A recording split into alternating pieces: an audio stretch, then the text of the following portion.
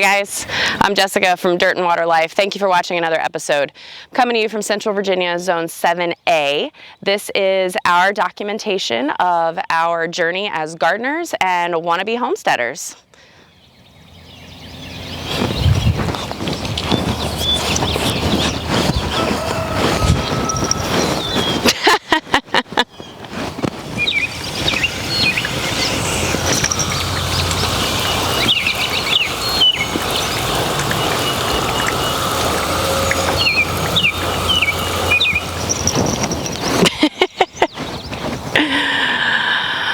Today I want to take you guys along on the journey where I am going to start doing the Ruth Stout Method. I'm a little late on this. I should have actually already started it, but frankly I just found out about it. So what I'm going to do is I have this beautiful, nice round hay bale behind me. What we're going to do is I'm going to spread it all across the grass here, let it sit for a couple of weeks to try and start breaking that grass down, and we're going to plant tomatoes in it. Tomatoes? No, we're not planting tomatoes, we're planting potatoes. So I have a little project planned for us today. You guys see this big round hay bale right behind me. My plan is to roll this out and start mulching so that I can begin growing things using the Ruth Stout Method. In the grand scheme of things, I'm a fairly new gardener. I've only been doing it about 5 or 6 years. I've gone with what I've known to be like your traditional gardening practices, where you till the soil under every year and then you create rows and that's how you plant. I knew from the beginning that that's not what I wanted to do. Initially I'd started with some wide rows. I'd read really good things about that. But ultimately my goal is to convert everything into a no-till, less work style garden that amends the soil and gives it all the nutrients that it needs, and then in turn gives the nutrients to the plants that I want to grow. So the ultimate premise behind Ruth Stout gardening is that you use nature's materials, hay, straw, grass clippings, leaves, twigs, to create a mulch that will end up breaking down on top of your soil. It's essentially gardening via composting. What I'm gonna do is I'm gonna take this whole bale of hay and roll it out over the grass here. I'm gonna roll it out to probably about 24 inches deep and let it settle for a couple of weeks. I did have some potatoes that I brought from one of our local ag stores the other day. I think that it will be beneficial for them to sit for a little while. They can develop some eyes and then I can cut them and then we can plant them in this hay. Ideally, what I'd like to do is be able to plant my sweet potato slips in about 6 weeks or so as well, so that I just have an entire gardening area solely made from this hay that will create these tubers for me. I actually have a pretty long growing season, somewhere between 160 and 190 days. I think that'll benefit us when it comes to harvesting the potatoes, because it will help me harvest them a little later so that they'll keep us a little longer through the winter and through the spring. So this is the grassy area that I'm going to spread the hay on.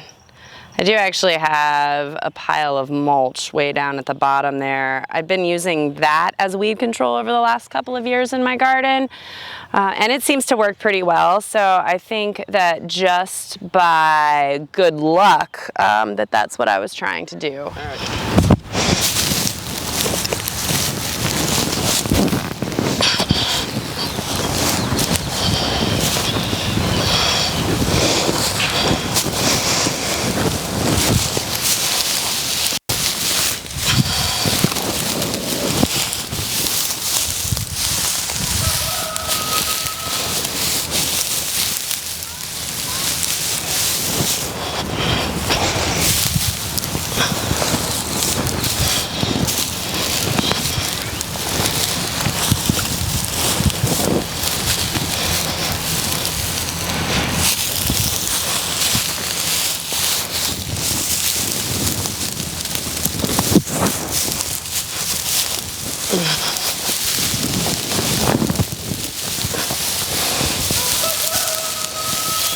Right up in the garden.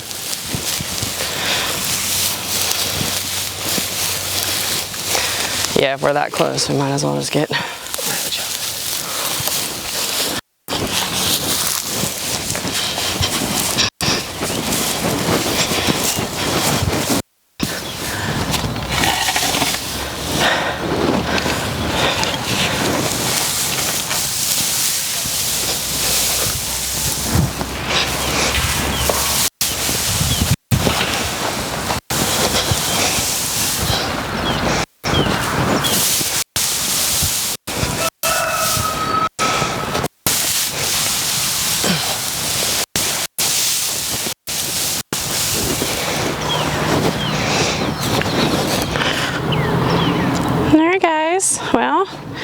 Here's the first pass. This is that whole big round bale of hay. It's probably about 4.5 feet wide, by about 24 inches tall. And then we've probably got, 35 feet or so there. I also was able to use some to cover an area of the garden last year. That's where I actually had my cantaloupe last year, or maybe watermelon, some sort of melon. And my melons get really weedy because of all the foliage from the melon, and I just don't have time to weed everything there. So I threw a little bit in there just so that I can help with weed control and help with my conversion to the Ruth Stout Method. We'll bring you back in a couple of weeks when we go to plant the potatoes. That way I can show you guys the progression of this row. It's my understanding that it will compact pretty well. We'll need to get some more hay to go on top of it, and at least one other time through the season that we'll need to do that. It's essentially the same as hilling the potatoes if they were in the ground. So come back and join us then.